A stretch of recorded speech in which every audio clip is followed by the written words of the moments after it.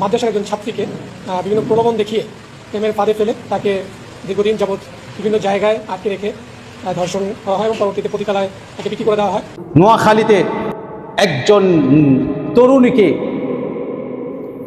লাভ ভালোবাসা টেপে ফেলে তাকে ধর্ষণ করে কয়েকজন, এবং এই মেয়েকে শেষমেশ একটা পতিতালয়ে বিক্রি করে দেয়। কারণ একটা মেয়ের সম্ভ্রম যখন নষ্ট হয়ে যায় আর তার সামনে যখন বলা হয় এই যে তুমি যে আমার সাথে এই করছো, এই যে তোমার ভিডিও ফুটেজ, তুমি এই সমাজে যাবে কিভাবে, তখন তাকে বাধ্য করে পতিতালয়ের মধ্যে বিক্রি করে দেওয়া হয়। সেও কিছু করতে পারে না, সেও বাধ্য হয়। ইসকন এরকম একটা চক্র আছে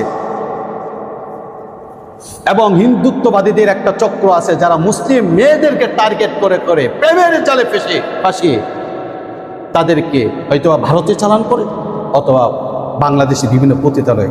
এর